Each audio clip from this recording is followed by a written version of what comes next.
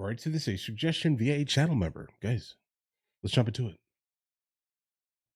But over the weekend, President Trump launching a massive airstrike on more than 70 terror targets in Syria. Yep, Secretary of War Pete Hegseth called it a declaration of vengeance meant to eliminate ISIS. that was Joining me now, mandatory. retired four-star General Jack Keane. And General, look, this was retaliation for the deadly attack on Mhm. U.S. In forces Syria, in Syria. Do you support this? absolutely, he does. Oh, yeah, absolutely. Mhm. Yeah, it's a very comprehensive but nonetheless limited attack, on ISIS in Syria. It was I strategic, mean, pointed. clearly, it doesn't reflect that this organization is somehow recovering and is a major threat to the United States. The caliphate was taken away from them in 2019 by the Trump administration that existed in Syria and also in Iraq. And we've kept a small, modest force there, along with the Syrian Kurds and the Syrian Arabs, to make certain that the organization did not grow and expand and become a threat again. And that operation has been successful. This is more a reflection of a single individual who was a part of the Syrian security forces, who was inspired by ISIS. They suspected him of his radical views and were about to remove him as a security force member when this attack took place. It's more a reflection of ISIS inspiring somebody than it is of this organization growing in size and becoming a threat to the United States. Yeah, guys, that's definitely true. It's like super true. Like I 100% expected for him specifically to back kind of what just happened in Syria, and I understand it because it makes all the sense of the world here. Listen, many countries around the world are fully aware that if you attack or do anything specifically, breathe too hard in the direction of the United States military, or harm any of our armed forces, for example, the response that's going to come back from us specifically is going to be absolutely outrageous.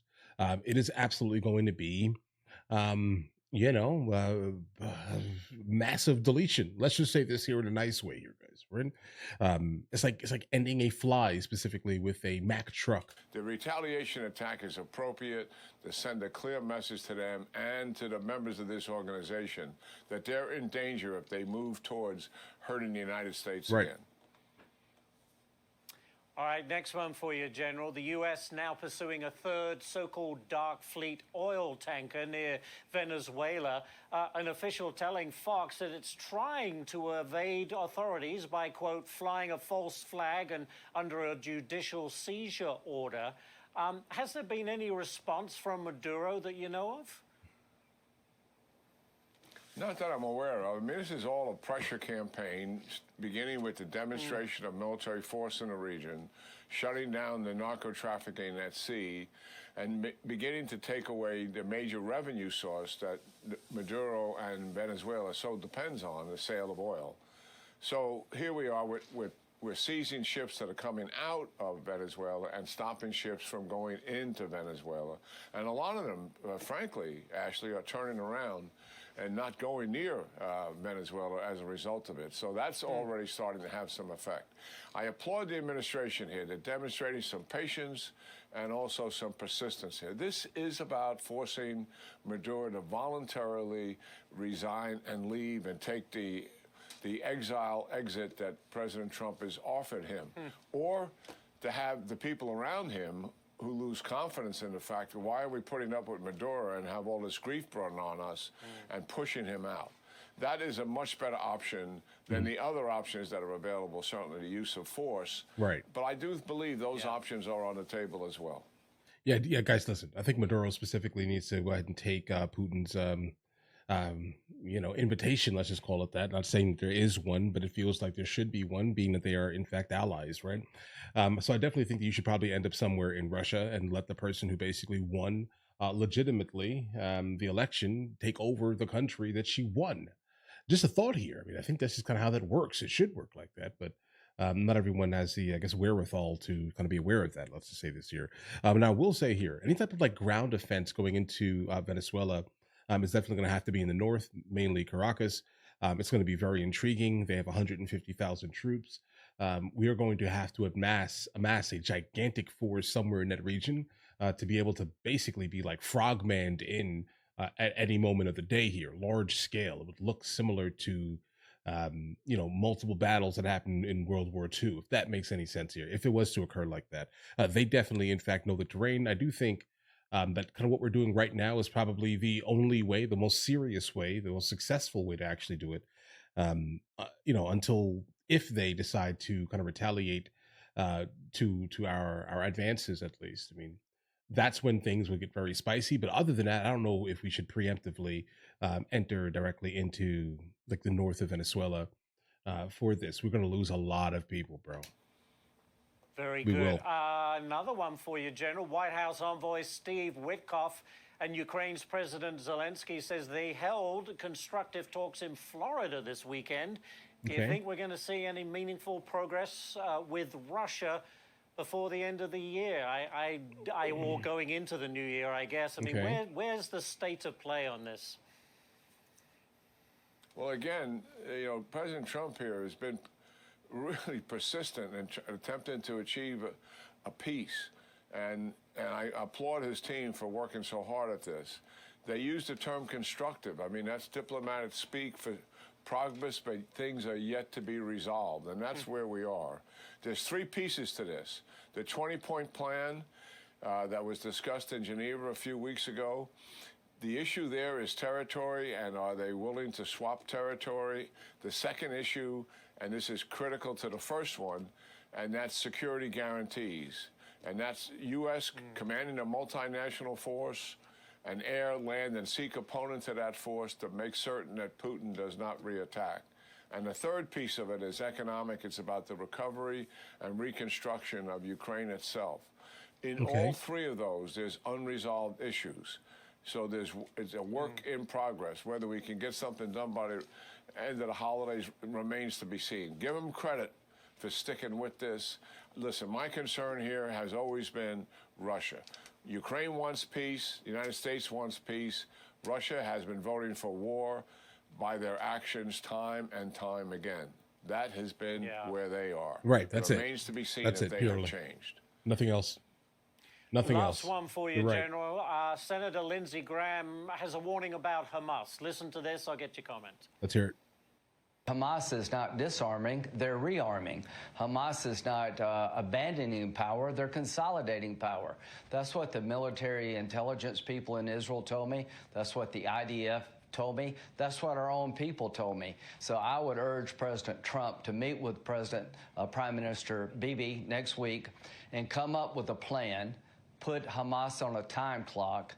If they don't turn over their weapons and stop rearming at a date certain, I would unleash Israel on them. So, General, is Hamas trying to rebuild their ranks, and can they? Yeah, well, certainly they're doing everything they can to do that. There's about 5,000 of them left. A lot of them are teenagers that they've recruited, to be sure. They still have some seasoned fighters there. And yes, they want to rearm, they want to requip, they want to stay in power. That's a fact. President Trump said the last time that President Netanyahu was in the White House, even though they were announcing, remember, the 22-point deal, they said if Hamas doesn't disarm, and demilitarize, then certainly we would support Prime Minister Netanyahu going in there to finish it. The diplomatic effort is underway. I don't think anyone's going to stop that effort for the time being to see if it can work. All the signs are that there's not going to be a country that's willing to step up and disarm Hamas, given the fact that they're unwilling to do so. So I think down the road here, certainly, Prime Minister Netanyahu should be given a green light. He'll certainly want that at a time of his choosing, to be able to go in there and finish the job once and for all. The good news is right now, so our viewers understand, Hamas does not have the capability right now to seriously attack Israel in any way, shape, or form. Absolutely that correct. just doesn't exist. So that. Okay, guys. Okay. I get it, right? Here's the thing, guys. When it comes down to like Ukraine and Russia, I feel like I'm kind of beating a dead horse here, bro. Like, listen, I definitely commend Trump specifically for doing everything he possibly can to kind of make it so both sides can have conversations. But bro, I'm not sure how far we're going to get with this, because we've already had these conversations. right? Like these conversations are not new for us any longer, right? I mean, if you've been following what's kind of been going on specifically in that region, you'll start to realize immediately, guys, what are these conversations for, right? I mean, I understand they sound good in the news, sure, right? But guys, Putin is not going to do anything, right? You understand this here. You can offer whatever you want to offer. It doesn't matter. Offer it, right? The chance of Putin saying, you know what, hold on. I get it. I get it. I'm going to go ahead and do what is right. Let's just say this here. Forget about it, bro. Yeah, listen, the Ukraine is going to have to give up a gigantic portion of their country. It is what it is because they can't technically defend it. They're doing the best that they obviously can, but they themselves, by themselves, cannot defend it without other people coming in to defend it. So it's like, guys, I understand it. The Ukraine, they have to maintain this, right? They can't quit because if they quit, then there's no more Ukraine. Okay, understand this here. If they stop, that's it. So they have to keep going. The only person that if you want the things to stop, Putin has to be the one to stop. Like he has to basically kind of bypass his KGB training for a second, right? Speak honestly for a second, if that's even a thing for him anymore. I don't know. I'm not there, right? But just understand this here. Um, Putin is the one that's going to have to back down, and there's no evidence that that's even a thing that he'll like be willing to do without taking the entirety of the Ukraine, right? So whatever deals he's offering, well, does it even matter, bro? All right, like does it matter? Uh, I don't think so, right? But we obviously all wanted to stop. We don't want to see any more, human lives lost for basically nonsense, bro. Right? I understand this is the conquest, right? But I'm sure we don't need to see any more of this, guys. That's kind of where I'm at on that story specifically, bro. We don't need to see any more of this. I don't think Putin is ever at all going to do anything unless he specifically has overall majority control of the Ukraine. That's it. So we can basically control the narrative, kind of wreck whatever political system is basically moving through there that has the ability to infect, right, his country. You get what I'm saying here, guys? I mean, the Ukraine represents too many of the things that Putin absolutely has disdain for. Period. Um, so I think even if the Ukraine just says we're going to go ahead and give you the cities that you've already taken, if you stop, what does that say to Putin? It means that he's weakened you enough to basically continue going. I think that's the mentality currently, at least, um, of Putin, guys. But either way, I definitely hope it ends. I have no idea how it ends. I just, I want to see the kind of the finalization of this year. I know why Ukraine is fighting. They have to, right? They're basically in defense mode for the most part here. But I definitely cannot wait for this to come to an end, guys. Seriously. But listen, you guys all have an absolutely amazing day. If you guys are new here, please like and subscribe. In the meantime, I'll catch you guys later. Guys, do you want to watch movies with me? I never actually thought to like promote it over here, guys. But if you guys do want to watch it, guys, we have hundreds of movies, and I mean hundreds of movies that we've reacted to. You guys can come watch them with me if you want to, along with many TV shows. Currently, we're working on the show Dexter, along with Vikings, and we have a lot of series that are already completed. But if you guys do want to watch it with me, the link is in the description. Everything's available at the second tier. But of course, if that's not your thing, guys, don't worry. Right? Listen, like and subscribe.